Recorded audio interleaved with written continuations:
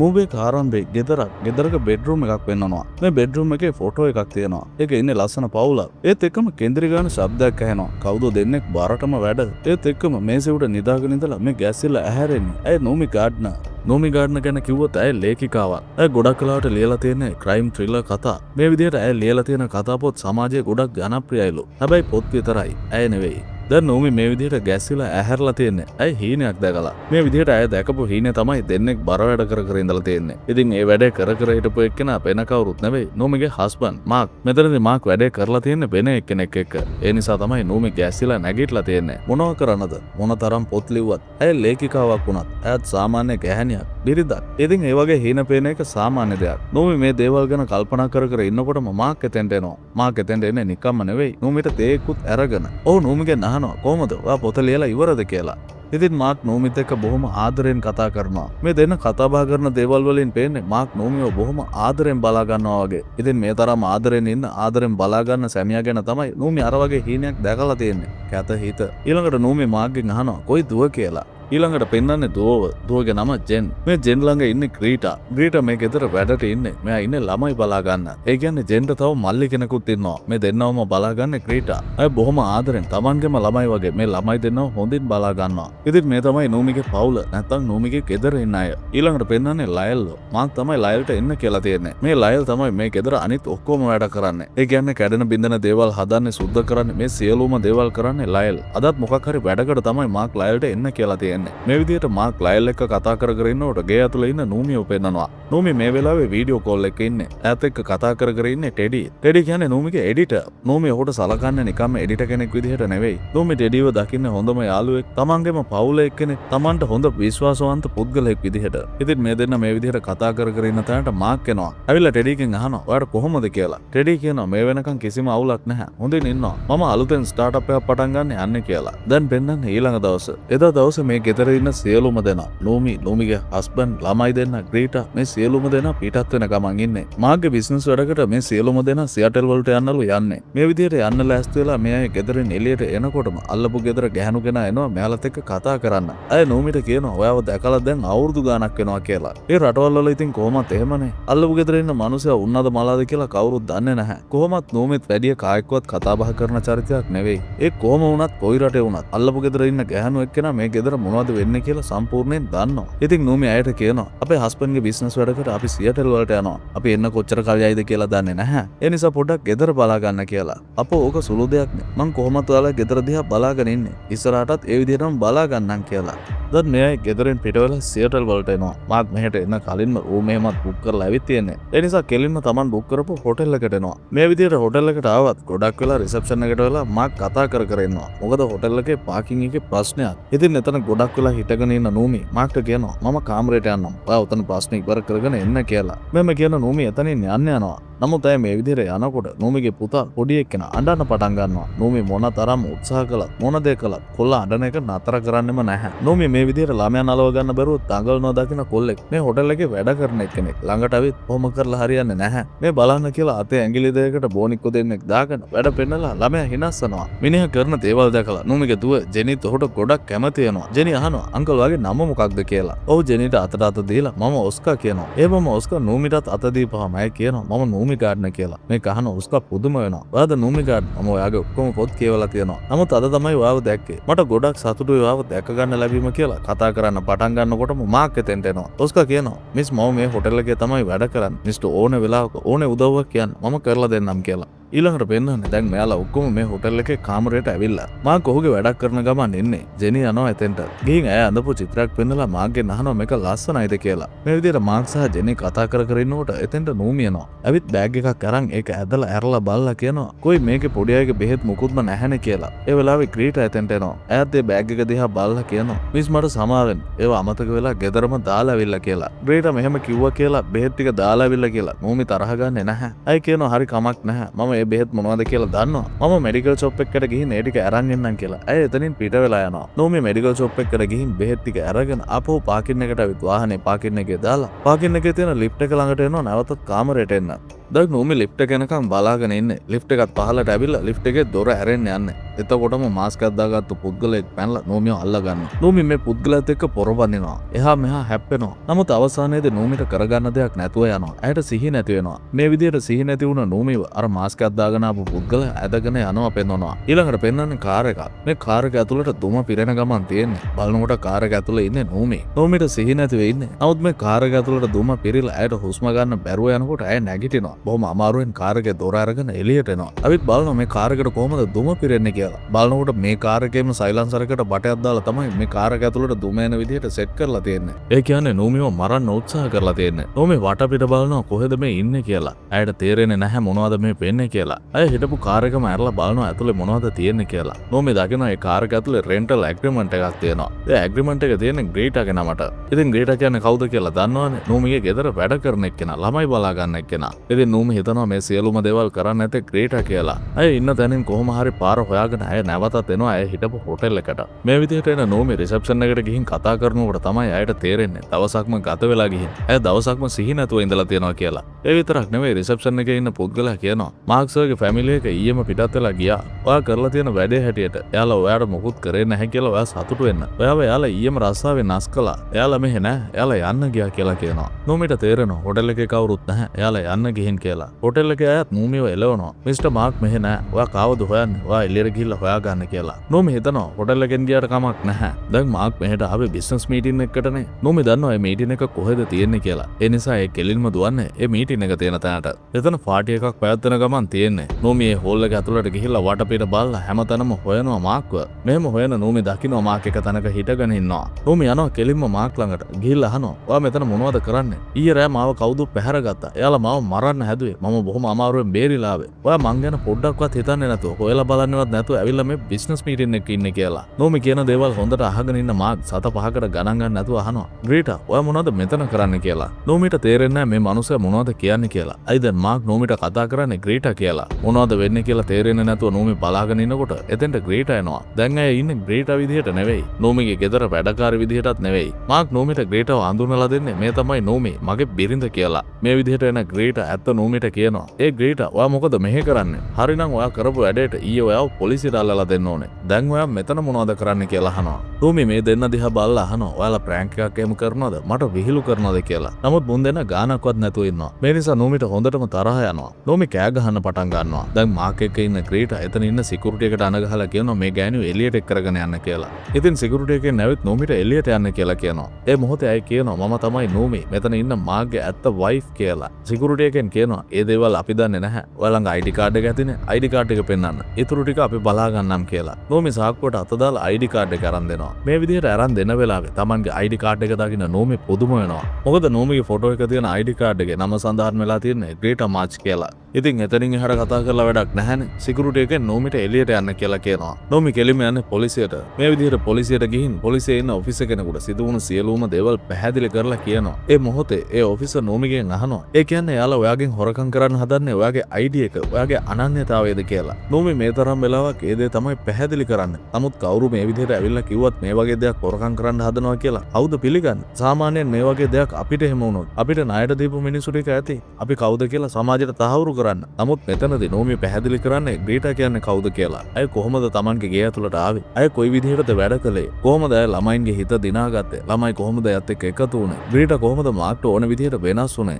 ඒ කියන්නේ නෝමිගේ හස්බන්ඩ්ට ඕන විදිහට ග්‍රීටා කොහොමද වෙනස් වුනේ? අය ඔහුට කොහොමද වැඩ කරලා දුන්නේ? මේ සියලුම දේවල් පැහැදිලි කරලා කියනවා. නෝමි මේ විදිහට මොන දේ පැහැදිලි කළත් අර ඔෆිසර්ට මේ කියන දේවල් විශ්වාස කරන්න බෑ. මෙතන තියෙන ලොකුම ප්‍රශ්නේ නෝමි කාගෙත් එක්කවත් වැඩි කතා බහ කරන්නේ නැති නිසා ඇයට යාළුවෝ නැහැ. දන්න අඳුරන අය කවුරුත් නැහැ. අම්මයි තාත්තයි දෙන්නත් නැහැ. ඒ නිසා නෑදෑයොත් නැහැ. මේ සියලුම දේවල් පැහැදිලි කරලා කියන නෝමි කියනවා. මගේ වටපිටාව මං ගැන ඔක්කොම දැනගෙන තමයි එයාලා මේ විදිහට කරන්නේ. මගේ හස්බන්ඩ් මාක් එයාත් එයාලත් එක්ක එකතු වෙලා ඉන්නේ. මේ නිසා මට දැන් මේ ගැන කියන්න වෙන කවුරුත් නැහැ කියලා කියනවා. හරි කමක් නැහැ කියලා මේ ඔෆිසර් නෝමිගේ සෝෂල් මීඩියා accounts චෙක් කරන්න ඕනේ කියලා ID එක ඉල්ලලා සෝෂල් මීඩියා එකේ චෙක් කරනවා. බලනකොට ඒ account එකත් වෙනස් කරලා තියෙන්නේ. ඒකේ තියෙන්නේ නෝමිගේ ෆොටෝ එකත් එක්ක ග්‍රීටා මාච් කියලා. ඒ විතරක් නෙවෙයි ඒ accounts වල අවසානට දාලා තියෙන post එකක්වත් සාමාන්‍ය සාමාන්‍යව නෙවෙයි. ඒ පෝස්ට් වල සඳහන් කරලා තියෙන්නේ සියදිවි හානි කර ගැනීම ගැන. සමාජයෙන් වෙන් වෙලා ජීවත් වෙන එක ගැන. ඉතින් මේ සියලුම දේවල් දකින ඔෆිසරට එතනින් එහාට මොනවා කියන්නද කියලා තේරෙන්නේ නැහැ. අය නෝමිට කියනවා "ඒ මොනවා වුණත් කමක් නැහැ. ඔයා කියන නිසා මම පරීක්ෂණ කරන්න පටන් ගන්නවා. නමුත් මේ ඔයා කියන දේවල් බොරු කියලා තහවුරු වුණොත් එහෙම ඔයාට ලොකු ප්‍රශ්න වලට මුහුණ දෙන්න වෙයි" කියලා. නෝමි කියනවා "ඒ බොරු කියලා තහවුරු වුණොත් නේ මං ගැන මම මොකටද බොරු කියන්නේ කියලා." හරි කියලා මේ ඔෆිසර් නෝමිව තඳ ගහගෙන එළියට එනවා මේ කේස් එක ෆයිල් කරන්න. අය මේ විදිහට කේස් එක ෆයිල් කරන්න තවත් නිලධාරියෙක් ළඟට ගිහිල්ලා හම්බුනහම ඔව් තව ෆයිල් එකක් දෙනවා. ඒ ෆයිල් එකේ තියෙන මාක් දීපු කම්ප්ලේන් එක. මාක් මේ නෝමි ගැන කම්ප්ලේන් එකක් දීලා. ඔහු කම්ප්ලේන් කරලා තියෙන්නේ ඔහු සහ ඔහුගේ පවුලේ අය ළමයි දෙන්නට මේ ග්‍රීටා මාස් කියන එක්කෙනාගෙන් තර්ජනයක් තියෙනවා. ඒ නිසා ඔහුට ආරක්ෂාව ඕනේ කියලා. ඉතින් දැන් මේ කම්ප්ලේන් එක ආපුවම ආයෙත් නෝමිව අතාරීද? දෙන්නම එකතු වෙලා නෝමිව අඬ ගහගෙන ගිහින් ප්‍රශ්න කරන්න පටන් ගන්නවා. මාක් දීපු කම්ප්ලේන් එකේ සඳහන් වෙනවා මේ ග්‍රීටා මාස් කියන එක්කෙනා අපේ ගෙදර වැඩ කරා. නමුත් අය මානසිකව ලොකු ප්‍රශ්නයක ඉඳලා තියෙන්නේ. වැඩ කර කර හිටපු අය දැන් කියනවා ඇය තමයි නෝමි කියලා. මගේ බිරිඳ කියලා. මෙන්න මේ විදිහට ලොකු කම්ප්ලේන් එකක් මාච් පොලිසියට දීලා තියෙනවා. දැන් නෝමි ඒ සම්පූර්ණ කම්ප්ලේන් එකම කියවනවා. අය එතන ඉන්න නිලධාරීන් දෙන්නට කියනවා මම තමයි ඇත්ත නෝමි. අයි මම කියන දේ ඔයාලා පිළිගන්නේ නැත්තේ කියලා. නෝමි මොනතරම් ඇය තමයි නෝමි කියලා කිව්වත් මේ නිලධාරීන් දෙන්න පිළිගන්න ලෑස්ති නැහැ. ඔවුන් විශ්වාස කරන්නේ නැහැ. ඒ මොහොතේ නෝමි කියනවා ඔයාලා විශ්වාස කරන්නේම නැත්තම් මගේ සහ මගේ ළමයින්ගේ DNA ටෙස්ට් එකක් කරලා බලන්න. එතකොට ඔයාලට ඇත්ත තහවුරු වෙයි කියලා. නමුත් මේ නිලධාරීන් කියනවා එහෙම ආවට ගියාට ඔයා අවිල්ලා කම්ප්ලේන් එකක් දැම්ම කියලා DNA ටෙස්ට් එකක් කරන්න බෑ. ඉස්සෙල්ලා ඔයා අපිට ඔප්පු කරන්න. ඔයා තමයි නෝමි කියලා. විශ්වාස කරන්න පුළුවන් විදිහකට. ඊට පස්සේ අපිට පුළුවන් නඩුවක් දාලා ඔයාගේ ළමයින්ගේ DNA ටෙස්ට් එකක් කරන්න කියලා.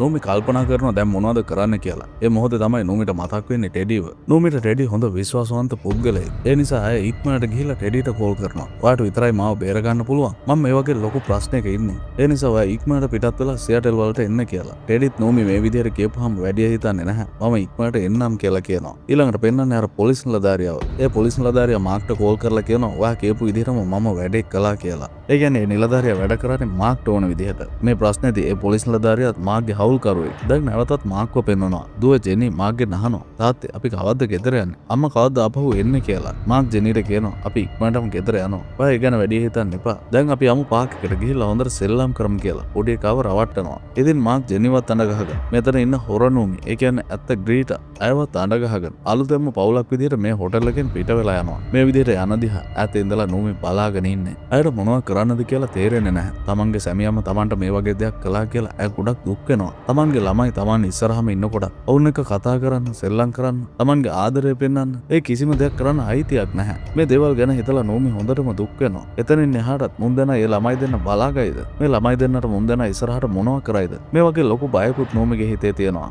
දැන් පාක් එකට ගිහින් ජෙනි සෙල්ලම් කර කර ඉන්නකොට මාක් ජෙනිව විතරක් වෙනම එක් කරගෙන යනවා. ගිහින් ජෙනිට කියනවා "ඔයාගේ පරණ අම්මට පොඩ්ඩක් සනීප නැහැ. ඒක නිසා ඇය ආයේ ඉන්නේ නැති වෙයි. ඉස්සරහට දැන් අපිත් එක්ක ඉන්නේ අන්න එයා තමයි ඔයාගේ අම්මා. එයා ඔයාව හොඳට බලාගයි. පරණ අම්මා ඔයාව හොයාගෙන ආවොත් එහෙම ඔයා කතා කරන්න හොඳ නැහැ. ඔයා ඉක්මනට පොලිසියට කෝල් කරන්න ඕනේ. පොලිසියේ නම්බර එක දන්නව නේද? 911 කියලා අර පොඩි ළමයාගේ හිත වෙනස් කරන්න හදනවා. ඒ ළමයාව රවට්ටන්න හදනවා. මේ සියලුම දේවල් පිටිපස්සෙන්ම එන නෝමි අහගෙන ඉන්නේ. ඇයට වේදනාව දරා ගන්න බෑ. තමන්ගේ සැමියා ඇයට මේ වගේ දෙයක් කරයි කියලා ඇය පොඩ්ඩක්වත් හිතන්න නැතුව ඇති. ඉතින් නෝමි මේ ඇයට පේන්නේ නැති වෙන්න ජර්සියක් ඔලුවත් එක්කම වැහෙන්න දාගෙන මේ පාක් එකේම කෙළවරක ඉඳගෙන මේ අය කරන දේවල් දිහා බලාගෙන ඉන්නවා. එක පාර්ටම කවුද නෝමිගේ පිටිපස්සෙන් ඇවිත් පිහියක් තියෙනවා. නෝමි හොඳටම බය වෙනවා. මේ වෙන කවුරුත් නෙවෙයි. නෝමිගේ ගෙදර සුළු වැඩ කරන්න එන ලයල්. මාක් ලයල්ව සල්ලි වලට අරන්. ලයලුත් වැඩ කරන්නේ මාක්ට. මීට කලින් ලිෆ්ට් එක ළඟදී නෝමිව පැහැරගෙන මරන්න හදලා තියෙන්නේ ලයල් තමයි. දැන් ලයල් නෝමිගේ පිටිපස්සෙන් පිහියක් තියලා බය කරලා ඇදගෙන යනවා ඔහුගේ වාහනයට.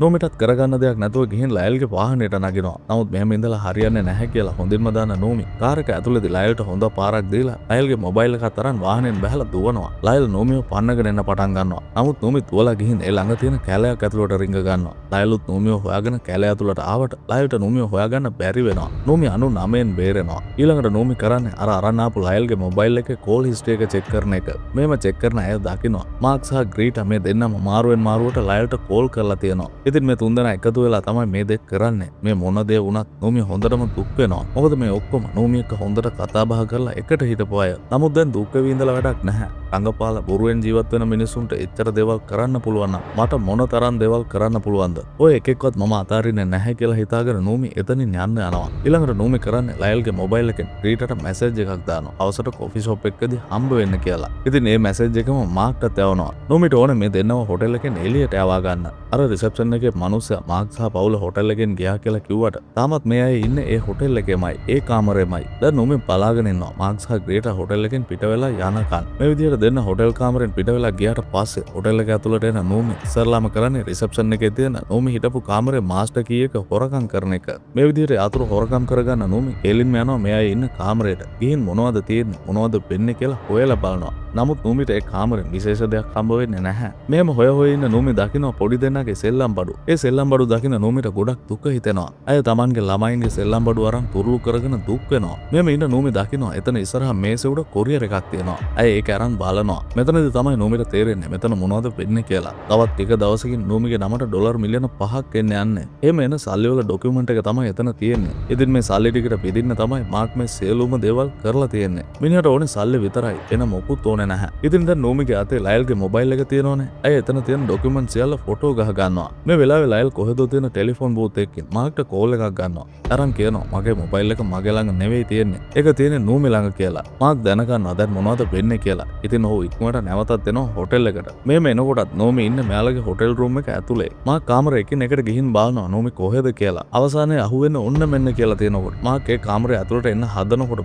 රීටා මාක්ට අඬ ගහනවා. මාක් ගිහින් අහනවා ඇයි බෙරියන් දෙන්නේ කියලා. ඇයි කියනවා දැන් ආයේ නූමිය හොයලා වැඩක් නැහැ. මේ බලන්න ඇයි මෙහෙ ඇවිත් තියෙනවා. මේ ඩොකියුමන්ට් එක සම්පූර්ණයෙන්ම ඇය බලලා තියෙනවා. එයා එයාගේ වැඩේ කරගෙන යන්න ගිහින් කියලා. මේ දෙන්න මේ විදිහට කතා කර ඉන්නකොටම නූමි හිමීට මේන් ඩෝ එක ළඟට එනවා. ඇයි මේ විදිහට එනවා ඇයගේ දුව ජෙන් දකිනවා. නමුත් ඇය සද්ද කරන්නවත් නූමි ඉන්න බව අඟවන්නවත් කිසිම දෙයක් කරන්නේ නැහැ. ජෙන් නූමි දිහා බලාගෙන ඉන්නවා. නූමි අතින්ම කියනවා සද්ද කරන්න එපා කියලා. ජෙන් නූමි කියන දේ එහෙමම කරනවා. නූමි ඒ ගෙදරින් එළියට ඇවිත් ගොඩක් දුක් වෙනවා. ජෙන් ඇයගේ දුව තාමත් ඇයට ගොඩක් ආදරෙයි. නමුත් හස්බන්ඩ් මිනිහට ඕනේ වෙන දෙයක්. ඉතින් ඇය ගොඩක් දුක් වෙනවා. දැන් නූමිගේ අතේ ඇයට සල්ලි ලැබෙන්න තියෙන ඩොකියුමන්ට් එක තියෙනවා. නමුත් ඇයට මේක සාක්ෂියක් විදිහට ඉදිරිපත් කරන්න බෑ. ඊට කලින් ඇය තමන් නූමි ගන්න බව ඔප්පු කරන්න ඕන. මේ විදිහට ඇය කල්පනා කර ඇවිදගෙන එනකොට දකිනවා ටීවී එකේ නිවුස් එකක් යනවා. නූමිගේ අල්ලපු ගෙදර හිටපු ලේඩි ඇය මිය ගිහින්. ඒ ගෙදර කෑස් එක පුපුරලා ඇය මිය ගිහින්. මාක් මේ සියලුම දේවල් හොඳට ප්ලෑන් කරලා තියෙන්නේ. මොකද නූමිව ඒ පළාතේ අඳුරන්නේ ඇය විතරයි. අර මූවී එක ආරම්භයේදී ගෙදර වැඩක් තියෙනවා කියලා ලයල්ට එන්න කියලා තියෙන්නේ. ඒ අල්ලපු ගෙදර වැඩේ කරන්න.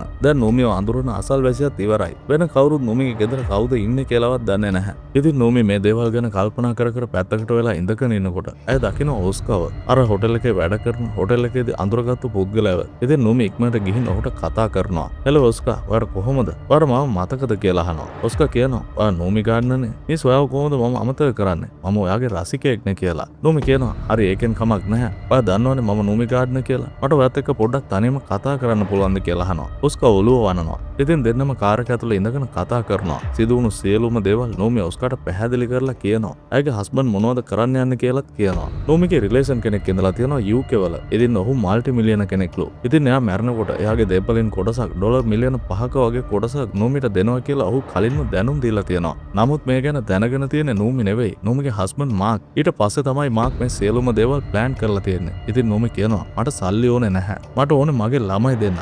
ඒත් එක්කම මගේ ඩෙන්ටිටි එක අනන්‍යතාවය ඒක මගේ. ඒ නිසා මට උදව් කරන්න කියලා. ඔස්කා කියනවා හරි මිස් ඒකේ කිසි ප්‍රශ්නයක් නැහැ. මම මිස්ව දැක්කේ දවස් දෙකකට විතර කලින්. මිස්ම තමයි මට කිව්වේ ඔයා නූමි ගාඩ්න කියලා. ඉතින් ඉස්සල්ලාම මම කොහොමද විශ්වාස කරන්නේ ඔයා නූමි ගාඩ්න කියලා. බැරි වෙලාවත් මේ ප්ලෑන් එක ඔයාගේ නම් ඇත්තටම ඔයා නූමි ගාඩ්න නෙවෙයි නම් මම කොහොමද ඔයාව විශ්වාස කරන්න කියලා අහනවා. දැන් නූමිට මොනවද කරන්නද කියලා තේරෙන්නේ නැහැ. නූමි දකින්න අය ලියපු පොතක් මේ කායකේ තියෙනවා. ඇය ඒක අරන් ඔස්කාට දීලා කියනවා ඔයා මේ පොතෙන් ඕන දෙයක් අහන්න මම කියන්නම් කියලා. දැන් ඔස්කාටත් වෙන කරන්න දෙයක් නැහැ. හරි එහෙනම් කරලා බලමු කියලා ඔස්කා ඒ පොත අරන් පොතේ පිටු කිහිපයක් පෙරලා පළවෙනි ඡේදය කියවන්න පටන් ගන්නකොටම නූමි ඉතුරු ඔක්කොම ටික කියාගෙන යනවා. ඔස්කා තව පිටුවක් ගන්නවා. ඒකත් කියවන්න පටන් ගන්නකොටම ඉතුරු ටික නූමි කියනවා. මොකද ඉතින් ඒවා ලියලා තියෙන්නේත් නූමිනේ. ඉතින් ඔස්කා කියනවා හරි මිස් මම ඔයාව විශ්වාස කරනවා. මම ඔයාට උදව් කරන්නම් කියලා. ඔස්කා නූමිව ඔහුගේ ගෙදරට එක් කරගෙන යනවා. නූමි කියනවා දැන් මගේ අතේ අර ඩොකියුමන්ට් එක තියෙනවා. ටෙඩිත් එන්නම් කියලා කිව්වා. ඊට අමතරව ඔයත් මාව හොඳින් දන්නවා. දැන් මේ ඔක්කොමත් එක්ක පොලිසියට ගියොත් මට මම තමයි නූමි කියලා ඔප්පු කරන්න පුළුවන් කියලා. මේ දෙන්න මේ විදිහට කතා කර ඉන්නකොට එළිය බල්ලා බුරන ශබ්දය ඇහෙනවා.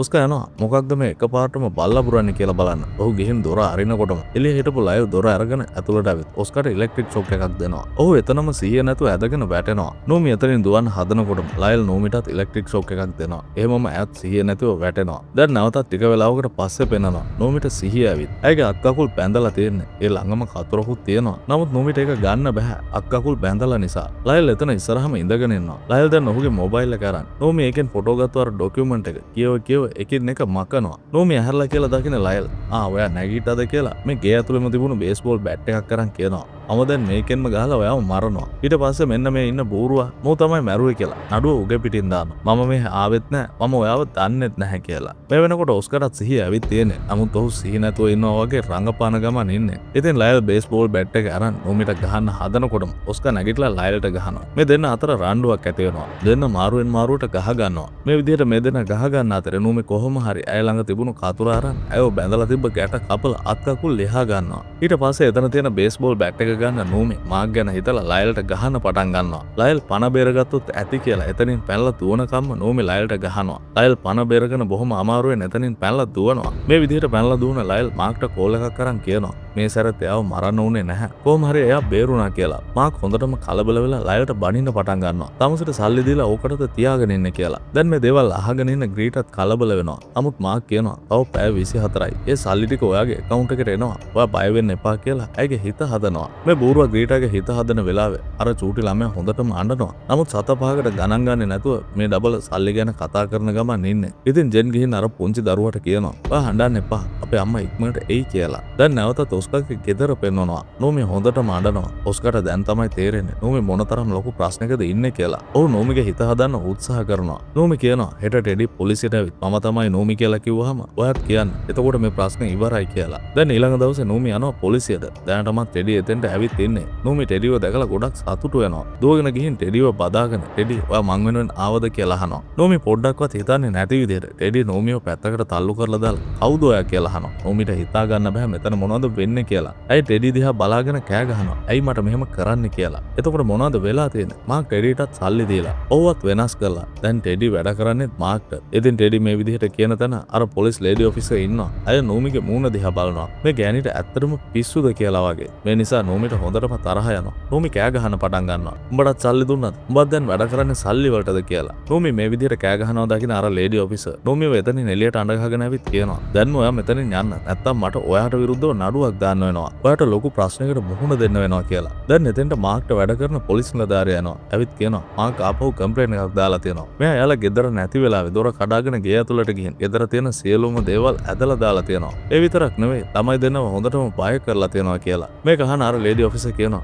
ඉතින් තවත් ඔයාව අතෑරලා මට බලාගෙන ඉන්න බෑ. ඒ නිසා නෝමිව දවස් 3කට හොස්පිටල් එක නවත්තලා සයිකියාට්‍රික් කෙනෙක් ලවා චෙක් කරවන්න කියලා. ඉතින් එතන ඉන්න නිලධාරියා නෝමිව එක්කරගෙන යන්න හදනවා. නෝමි කෑ ගහනවා මට කිසිම ප්‍රශ්නයක් නැහැ. මම එහෙ යන්නේ නැහැ කියලා. ඔයා ගියේ නැති වුණාට කමක් නැහැ. අපි එක්කරගෙන යන්නම් කියලා පොලිසිය නෝමිව අල්ලගෙන අරන් යනවා. ඒ මොහොතේ නෝමි කෑ ගහනවා මට ඇති ලෙඩක් නැහැ. මම හොඳට තමයි ඉන්නේ කියලා. මේ විදිහට නෝමිව අරන් යනවා. එතන ඉන්න ටෙඩි බලාගෙන ඉන්නවා. ඉතින් නැවතත් ටෙඩි පැත්තට හැරෙන අර ලේඩි ඔෆිසර් අහනවා මෙයා නෝමි නෙවෙයි නං ඔයා මොකටද පොලිසියට ආවේ ඔයාට එන්න කිව්වේ නෝමිනේ කියලා ටෙඩි කියනවා මම ඒක දන්නේ නැහැ මට කෝල් කරේ නෝමි නමුත් මේ ඉන්නේ නෝමි නෙවෙයි මම අයව හොඳින් අඳුරනවා කියලා කියන්න පුළුවන් ඔක්කොම බොරු කියලා එතනින් යන්න යනවා ඊළඟට පෙන්නන්නේ මානසික රෝහල නෝමිව දෙන්නේ කේ රෝහල ඇතුළට ඇදගෙන යන ගමන් ඉන්නේ නෝමි කෑ ගහනවා දඟලනවා මට ඇති ලෙඩක් නැහැ මම අතාරින්න කියලා කියනවා නෝමි දඟලන නිසා අයව එක්කරගෙන ගිහින් කාමරයකට දාලා වහනවා ඒ මොහොතේ නෝමි කෑ ගහනවා මට සල්ලි එපා මට ඕනේ මගේ ළමයි දෙන්න අරුන් දෙන්න මගේ ළමයි දෙන්න බලාගන්නේ නැහැ මම දන්නවා මට මගේ ළමයි දෙන්නව බේරලා දෙන්න කියලා නෝමි කොහොම කෑ ගැහුවත් නෝමි කියන දේවල් අහන්න එතන කවුරුත් නැහැ ඊළඟට පෙන්නන්නේ මාක් සහ ග්‍රීටව මේ දෙන්න account එක චෙක් කරන ගමන් ඉන්නේ දැන් නෝමිගේ account එකට සල්ලි ඇවිත් තියෙන්නේ දැන් මෙතන නෝමි විදිහට ඉන්නේ ග්‍රීටානේ ඒ කියන්නේ ඇයට සල්ලි ගන්න පුළුවන් මාක් කියනවා මෙතනින් පස්සේ අපි දෙන්න කෝටිපතියෝ අපිට ඕනේ දේවල් ඔක්කොම අරගෙන ඕනේ විදිහට ජීවත් වෙන්න පුළුවන් කියලා මේ දෙන්න මේ විදිහට බොහොම සන්තෝෂෙන් ඉන්න තැනට ටෙඩි එනවා දැනටමත් මෙයා එක්ක මාක් ඩීල් ඩ්‍රිල් එකක් කතා කරලා තමයි මේ දේවල් කරලා තියෙන්නේ. නමුත් දැන් ටෙඩි ගෙදරට ඇවිත් කියනවා මම ලොකු දෙයක් කළේ. ඒ නිසා ඔයා කියපු ගාන මට මදි. මට ඩොලර් 50000ක්වත් ඕනේ කියලා. මම කියනවා අපෝ හොඳටම වැඩි. අපි ගාන කතා කරගෙන මේ වැඩේ කළේ. ඉතින් ඒ ගානෙන් ඉවර කරමු කියලා. ටෙඩි hina වෙලා කියනවා ඔයා කැමති නම් දෙන්න. මට කිසිම ප්‍රශ්නයක් නැහැ. මගේ ගාන මට ආවේ නැත්තම් මම කෙලින්ම යනවා පොලිසියට. මට පුළුවන් දේ කරලා දන්න දේ කියලා යන්න යනවා. එතනින් එහාට මොනවා වෙයිද කියලා ඔයා දන්නවනේ කියලා. දැන් මාක්ට කරගන්න දෙයක් නැහැ. ඉතින් මා කියනවා හරි හරි මම දෙන්නම් කියලා. දැන් ටෙඩි මේ බිස්නස් එක ඔහුට ඕන විදිහට කරලා ඉවර කරගෙන බොහොම සතුටින් ගෙදර යන්න කියලා ඇවිත් කාර් එකේ ඉඳ ගන්නවා. කාර් එකේ පිටිපස්සේ සීට් එකේ දැනටමත් ලයල් ලෑස්ති වෙලා ඉඳලා තියෙනවා. ඉතින් ලයල් ටෙඩිගේ පෙල්ල මිරිකලා ඉවරයක් කරලා දානවා. ගේ ඇතුලේ ඉඳලා බලාගෙන ඉන්න මාක් කියනවා මූ වගේ මිනිස්සු නිකන් අතහැරලා බෑ. ආපහු ඇවිත් සල්ලි ඉල්ලන්න පටන් ගයි. ඒකයි ඉවරයක් කළේ කියලා. පහළ ශබ්ද ඇහෙන නිසා ජෙන් කාමරෙන් එළියට ඇවිත් අහනවා තාත්තා පහළ මොකක්ද ශබ්දයක් ඇහෙන්නේ කියලා. මාක් කියනවා නෑ මොකුත් නැහැ. ඔයා කාමරයට යන්න කියලා. ග්‍රීට බොහොම තරහින් මාක්ට කියනවා ආයේ ළමයි ගෙදර ඉන්න වෙලාවේ ඔය වගේ දේවල් කරන්න එපා කියලා. බලන්න ඒ ළමයින්ට තියෙන ආදරේ වෙන නැත්තම් හොඳයි. මේ විදිහට මාක් සහ ග්‍රීට දාපු ප්ලෑන් එකටම මේ දෙන්න වැඩ කර ඉන්නකොට නූමියෝ පෙන්වනවා. මානසික රෝහලේ ඉන්න ඇයව ડોක්ටර් කෙනෙක් ළඟට එක්කරගෙන යනවා. ડોක්ටර් කණ්ණාඩියක් ඉස්සරහා නූමියෝ හිටවලා කණ්ණාඩිය නොයට මොනවද පේන්නේ කියලා අහනවා. නූමි කියනවා Tamanගේ ජීවිතේ සියල්ල අහිමි වුණු කෙල්ලෙක් පේනවා. ડોක්ටර් කියනවා එහෙමද? එහෙනම් එන්න. ඊටු ටිකත් මොනවද වෙලා තියෙන්නේ කියලා බලමු කියලා ડોක්ටර් නූමි එක කතා කරන ගමන් ඇයව මෝහනය කරන්න උත්සාහ කරනවා. නූමිට මොන මෝහනයද? ඇය ડોක්ටර්ගේ සාක්කුවේ තිබුණු පෑන අරගෙන ડોක්ටර්ට ඇනලා එතනින් පැනලා දුවන්න පටන් ගන්නවා. ඇයට ඕනේ කොහොම හරි ඇයගේ ළමයි දෙන්නව බේර ගන්න. නූමි හොස්පිටල් එකේ හැමතැනම දුවනවා. නූමි කොහෙ දිව්වත් අවසානයේ සියලුම දෙනා එකතු වෙලා නූමිව අල්ලගෙන එනවා. ડોක්ටර්ස්ලා කියනවා නූමිට ෂොක් ට්‍රීට්මන්ට් එකක් කරමු කියලා. දැන් ෂොක් ට්‍රීට්මන්ට් එකක් කළොත් අනිවාර්යයෙන් නූමිගේ ශරීරය දුර්වල වෙනවා.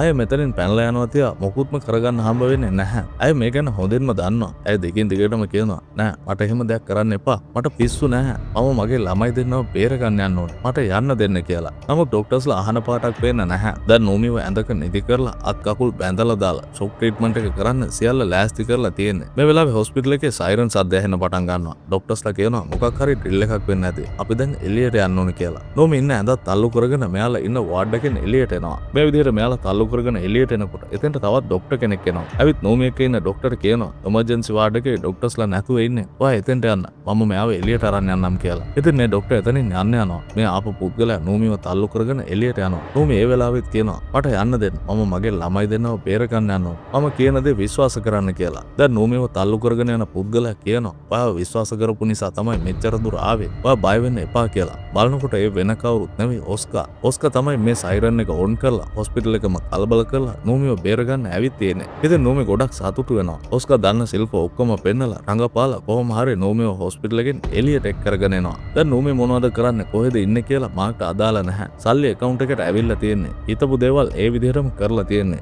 ඒ නිසා මාක් සහ ග්‍රීට ඒ සතුට සමරන ගමන් ඉන්නේ. ග්‍රීට හරියට මේ ගෙදර අයිතිකාරයා වගේ ඉඳගෙන ඉන්නවා පෙන්නනවා. සද්දට සින්දු දාලා මේ දෙන්න මේ කරපු වැඩේ සෙලිබ්‍රේට් කරනවා. ජෙන් කාමරෙන් එළියට ඇවිත් මාක්ට කියනවා ඇයි මේ තරම් සද්දට සින්දු දාලා තියෙන්නේ? පොඩ්ඩක් සද්ද අඩු කරන්න කියලා. මාක් කියනවා නෑදු අද ඔයාගේ අම්මා ගොඩක් සතුටින් ඉන්නේ. ඒකයි ටිකක් සද්දට සින්දු දාලා තියෙන්නේ කියලා. ජෙන් කෑ ගහනවා ඒ ඉන්නේ මගේ අම්මා නෙවෙයි කියලා. ඇය බොහොම තරහින් එතනින් යන්න යනවා. ඊළඟට දැන් මෙයාලගේ පාටි එක මැදට ලයල් එනවා. මෙහෙම එන ලයල් ගේ ඇතුළට ඇවිත් ගෙදර සෝෆා එකේ ඉඳ ගන්නවා. මේ මිනිස්සයා ආපු එකට ග්‍රීට පොඩ්ඩක්වත් කැමති නැහැ. ඇය අහනවා ඔයා මොකටද මෙහෙ ආවේ කියලා. ලයල් කියනවා ඔයාලගේ සේරම වැඩ මමනේ කළේ. මමත් ඔයාලගේ පාර්ට්නර් කෙනෙක්. එතකොට අපි ඔක්කොම එකතු වෙලානේ සෙලිබ්‍රේට් කරන්න ඕනේ. පාටි දාන්න ඕනේ කියලා. ග්‍රීට කියනවා මම කියලා තියෙනවනේ ඔයාට මෙහෙ එන්න එපා කියලා. ඔයා මිනිමරුවෙක් කියලා. ලයල් අහනවා මම මිනිමරුවෙක් නම් ඔයාලා කවුද? ඔයාලා කියපු දේවල් තමයි මම කළේ. මගේ ඕනකමට මම එකෙක්වත් මැරුවේ නැහැ කියලා. ග්‍රීට කෑ ගහනවා අපි දෙන්න ඔයා වගේ නෙවෙයි. ඔයා තමයි සියලුම දෙනා මැරුවේ. ඔයා මිනිමරුවෙක්. අපි දෙන්න දැන් පවුලක්. ඔයා වගේ නෙවෙයි කියලා. ලයල් කියනවා හොඳ පවුල.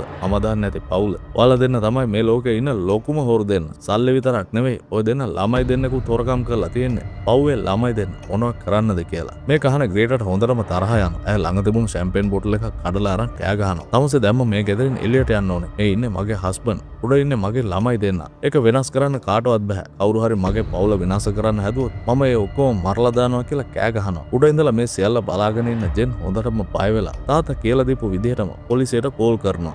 කෝල් කරලා කියනවා මම බේරගන්න ඉක්මනට එන්න මේ කට්ටියක් රණ්ඩු කරගන්නවා කියලා. ග්‍රීට හොරකම් කරන්න හිතලා තියෙන්නේ සල්ලි විතරක් නෙවෙයි මුළු පවුලම. ඉතින් ඇයට ළමයි දෙන්නත් ඕනේ. මාකුත් ඕනේ. ඒ නිසා තමයි ඇයට හොඳටම තරහ යන්නේ. ග්‍රේටා කෑ ගහලා බැනලා ඉවර වෙලා යනවා උඩට ළමයි දෙන්නව බලන්න. තොටිලේ ඉන්න දරුවව වඩා ගන්න ග්‍රේටා ඊට පස්සේ තමයි ජෙන් කොහෙද කියලා හොයන්නේ. ජෙන්ව පේන්න නැහැ. ග්‍රේටා කෑ ගහනවා. එතන ජෙන් නැහැ. ඉක්මනට හොයන්න කියලා. ගේ ඇතුලේ හැමතැනම හොයනවා. නමුත් ජෙන්ව පේන්න නැහැ. ඉතින් ග්‍රේටා ගෙදරින් එළියට ඇවිත් හොයන්න පටන් ගන්නවා. මාක් ලයල්ට කියනවා "ඔයා ගේ ඇතුලේ ඉඳලා මේ පොඩි එක්කෙනාව බලා ගන්න. මම එළියට ගිහින් ජෙන්ව හොයන්නම්" කියලා මාකුත් ගෙදරින් එළියට දුවනවා. දැන් ලයල්ට ළමයා බලා ගන්න කියලානේ ගියේ. ළමයා අඬනවා හොගාලා. නමුත් මේක ඉස්සරහා ඉඳගෙන ටීවී බලනවා. මේම ටීවී බල ඉන්නකොට නිවුස් එකේ යනවා නෝමි මානසික රෝහලෙන් පැනලා ගිහින් කියලා. ලයලුත් විනාඩියක් කල්පනා කරනවා මේ යකඩ ගෑණියක් නේ. මොනවා කළත් මේ ගෑණිගෙන් බේරෙන්න බැරි වෙයි වගේ කියලා. ඔස්කර් සහ නෝමි එනවා මෙයාලා ඉන්න ගෙදරට. එමීට ගේ ඇතුළටම එනවා. නෝමිට ඇහෙනවා පොඩි ළමයා අඬනවා. ඇයි ඉස්සරලාම උඩට ගිහින් පුතාව වඩා ගන්නවා. ඒ ළමයාත් නෝමි උස්සපු ගමන් අඬන එක නතර කරනවා. මේ වෙලාවේ ලයල්ට මාක් කෝල් එකක් දීලා කියනවා අන්න තමුසගේ ඇත්ත ගෑණි හොස්පිටල් එකෙන් පැනලා. තමුසේ කිව්වේ නම් නිකන් පණ නැති කාවවත් දන්නේ නැති ලොන්ත කඳක් කියලානේ. තමුසේ ඒ ගෑණි ගැන දන්නේ නැහැ. ඒ ගෑණි දැන් කොහොමත් කෙලින්ම මෙහෙ තමයි එන්නේ. ඒ නිසා ඉස්සරලාම තමුසේ හැංගෙන්න දැනක් හොයා ගන්නවා කියලා. මාක් කියනවා ඒ දේවල් වලින් වැඩක් නැහැ. තමුසේ ළමයාව දාලා එහෙම කොහෙවත් යන්න එපා. මම ජෙන්ව හොයාගෙන ඉක්මනට එන්නම්. එතකන් ළමයා ළඟටම වෙලා ඉන්නවා කියලා. මේ විදිහට කතා කර ඉන්න මාක් දකිනවා ජෙන් එතන මල්ගස් පිටිපස්සේ හැංගිලා ඉන්නවා. ගේ ඇතුලේ ඔස්කා අර බේස්බෝල් බැට් එකක් තරන් තියාගෙන ලෑස්ති වෙලා ඉන්නේ. එන ඕනම එකකට ගහනවා කියලා. ලයල් ළමයා ඉන්න තැනට යන්න හදනකොටම නෝමි ළමයාවත් තරන් පඩිපොළ දිගේ පල්ලෙහාට එනවා. ලයල් චැම්පියන් බෝටල් එකක් අරන් අතේ තියාගෙන කෑ ගහනවා ළමයාව තියලා යන්න කියලා. නෝමි කියනවා ඔයාගේ මොබයිල් එකේ තිබ්බ ඔක්කොම දේවල් මම කෝපි එකක් අරන් තියාගෙන ඉන්නේ. මම ඒ ඔක්කොම පොලිසියට දෙනවා. තව ටිකකින් කොහොමත් අර දෙන්න පොලිසියට අහු වෙනවා. ඒත් එක්කම ඉඳලා තමුසෙත් අහු වෙන්නේ නැතුව දැන්ම මෙතනින් යනවා යන්න කියලා. ලයල් දැන් කොහොමත් දන්නවා ඔක්කොම අල වෙලා තියෙන්නේ කියලා. අනික මේ ගෑණිට මොනවා කළත් ආපහු එනවා. ඒ නිසා ඔහු කියනවා මේ තරම් දෙයක් මෙයාලා කරනවා කියලා මට කිව්වේ නැහැ. මට කිව්වේ පොඩි වැඩක් කියලා. ඒක නිසා තමයි මම මේ වැඩේ කරන්න ආවේ. ඔයාලගේ පවුලේ දේවල් ඔයාලම බලා ගන්න. මම මේ අනුන්ගේ පවුල් ප්‍රශ්නකට මැදට පයින් එක හරි නැහැනේ. මම යනවා කියලා එතනින් යනවා. නෝමි ළමයාව දෙනවා ඔස්කාතට. දීලා කියනවා මම හිතනවා ඔයා මගේ ළමයාව හොඳින් බලාගයි කියලා. මම යනවා ජෙන්ව බේර ගන්න කියලා යන්න නෝමි නිකම්ම යන්නේ නැහැ. ඔස්කාට කිස් එකක් දීලා යන්නේ. ජෙන්ට අලුත් අම්මා කෙනෙක් හම්බ වුණත් නැතත් අලුත් තාත්තා කෙනෙක් නම් හම්බ වෙයි වගේ. ඉතින් ඇයගේ ජීවිතයම ඇයට අහිමි වෙලා තියෙන වෙලාවේ ඇය විශ්වාස කළේ ඇයට උදව් කළේ ඔස්කා විතරයි. ඇයගේ ජීවිතේ නැවත ඇයට ලබා ගන්න උදව් කළේ ඔස්කා විතරයි. ඉතින් මේ දෙන්න අතරේ යම් මෙව් එකක් ඇති වෙලා වගේ. දැන් මාක් සහ ග්‍රීටා ජෙන්ව අල්ලගන්න හදනකොටම එතෙන්ට පොලිසියෙන් එනවා. මොකද ජෙන් පොලිසියට කෝල් කරලානේ ගෙදරින් පැනලා ආවේ. ඉතින් ජෙන් ඉක්මනට දුවලා යනවා පොලිස් ඔෆිසර් ළඟට. ගිහින් කියනවා අනේ මගේ ඇත්ත අම්මව මට හොයලා දෙන්න කියලා. අය ඒ විදිහට කියනකොටම එතෙන්ට මාක් සහ ග්‍රීටා එනවා. මාක් කියනවා අපෝ සුළු දෙයක් වුණේ ඔෆිසර්. මේ ළමයා ඔහොම තමයි. ගොඩක් දේවල් හිතින් මවා ගන්නවා. මේ රෑ ජූස් එකක් කිල්ලුවා. දෙන්න බෑ කිව්වහම තමයි මේ වගේ දෙයක් කළේ. අපි දෙන්න තමයි අම්මයි තාත්තයි. අපි ඒ ළමයාව එක් කරගෙන යන්නම් කියලා. එතකොට මෙතෙන්ට නෝමි දුවගෙන එනවා. ජෙන් කෑ ගහනවා අර ඉන්නේ එයා තමයි මගේ අම්මා. මට යන්න දෙන්න. ඒ ඉන්නේ මගේ අම්මා කියලා. ඔෆිසර්ට තේරෙන්නේ නැහැ මෙතන මොනවද වෙන්නේ කියලා. ළමයා එක්කෙනෙක්ව පෙන්නනවා. ළමයා වෙන දේවල් කියන්න කියලා තව අම්මෙකුයි තාත්තෙකුයි හිටගෙන ඉන්නවා. එතනදි ග්‍රේටා කියනවා අපෝ මෙයා ගැන ඔයා දන්නේ නැද්ද ඔෆිසර්? මෙයා මේ මානසික රෝහලකින් පැනපු එක්කෙනෙක්. මෙයා කියන දේවල්ද ඔයා විශ්වාස කරන්න යන්න කියලා. නෝමි පැහැදිලි කරන්න උත්සාහ කරනවා. නමුත් දැන් අය මානසික රෝහලකින් පැනලා ඇවිත් ඉන්නේ කියලා දැනගන්න ඔෆිසර් ඉස්සරලාම අල්ලන්න හදන්නේ නෝමිව. නමුත් නෝමි කියනවා අර බලන්න අර ළමයාව. ඒ ළමයා කාටද අම්මා කියන්නේ කියලා ඔයාට තේරෙන්නේ නැද්ද කියලා අහනවා. ළමයා මොනවා කිව්වා? මානසික ලෙඩෙක් කියන දෙයක් පොලිසියෙන් ආයිද? ඒ නිසා අය නෝමිව ලොක් කරන්න හදනකොටම ජෙන් දුවනවා නෝමි ළඟට. මගේ අම්මට මොනවද කරන්න හදන්නේ? මේ තමයි මගේ අම්මා කියලා. දැන් ග්‍රේටාට තේරෙන්නේ නැහැ මොනවද කරන්නද කියලා. ඇයි ඉක්මනට ගෙදරට දුවනවා. මොකද අනිත් ළමයා ඉන්නේ ගේ ඇතුළේනේ. මාක්ට කරගන්න දෙයක් නැතුව මොනවද කියන්නද කියලා දන්නේ නැතුව කෑ ගහන්න පටන් ගන්නවා. ඔෆිසර් ඔයා මොනවද මේ කරන්නේ? පිස්සෝ කියන දේවල් අහගෙන මගේ ළමයාව මගෙන් වෙන් කරන්නේ. ළමයාව මට දෙන්න කියනවා. ඔෆිසර් කියනවා මහත්තයා පොඩක් ඉවසීමෙන් කතා කරන්න. එතන ප්‍රශ්නයක් තියෙනවා. ළමයා කියන්නේ අරයා තමයි අම්මා කියලා. කියනකොටම මාක් නවත්තන්නේ නැතුව දිගින් දිගටම හයියෙන් කෑ ගහනවා. ඔෆිසර්ට වෙන කරන්න දෙයක් නැතුව මාක්ව ඇදලා අරන් කාරකට හේතු කරලා හෑන්ඩ් කෆ් දානවා. ග්‍රේටා ළමයාව ගන්න ගේ ඇතුළට ගියාට එතන ඔස්කා ඉන්නවා. ග්‍රේටා ළමයාව ගන්න හදනවා. ඔස්කා කියනවා ළමයාට අත තිබ්බොත් ගෑණියෙක් කියලාවත් බලන්නේ නැහැ. ගහනවා දත් ටික බඩට යන්න කියලා. ග්‍රේටා ආපහු දුවගෙන එනවා පොලිස් කායක ළඟට. ජෙන් ඉන්නේ කායක ඇතුලේ. අය ජෙන්ව එළියට ගන්න හදනවා. නෝමිට පිස්සු කියලා කිව්වට ඇත්තටම ග්‍රේටාට ලොකු මානසික ලෙඩක් තිබිලා තියෙනවා වගේ. අය මේ ළමයි දෙන්න ඇගේම ළමයි දෙන්නෙක් වගේ තමයි හිතාගෙන ඉන්නේ. දැන් ළමයි දෙන්න ඇයට නැති වෙන්නේ යන්නේ කියලා දැනගත්තාම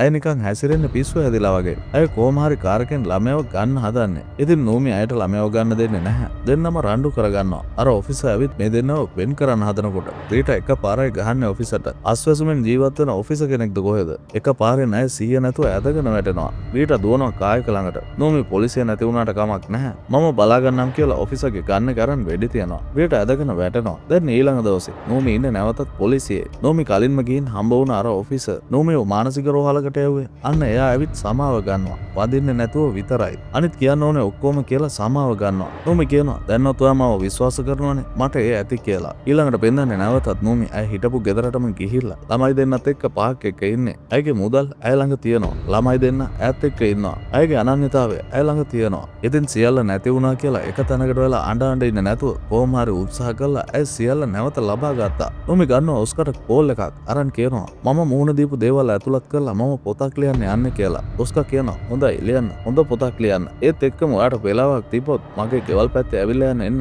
ඔයා මට අමතක නොවන තෑග්ගක් දීලා ගියේ. ඉතින් මමත් ඔයාට ආපහු තෑග්ගක් දෙන්න එපයි. ඉතින් ඔයා එනවද කියලා අහනවා. නෝමි කියනවා මම එන්නම් කියලා. මූවි එක පටන් ගන්නකොටම කතාවේ තිබ්බේ තාත්තා අම්මා මාරු කරන්න හදනවා වගේ. ඉවර වුණේ අම්මා තාත්තා මාරු කරන්න යනවා වගේ. එච්චරයි. ඉවරයි.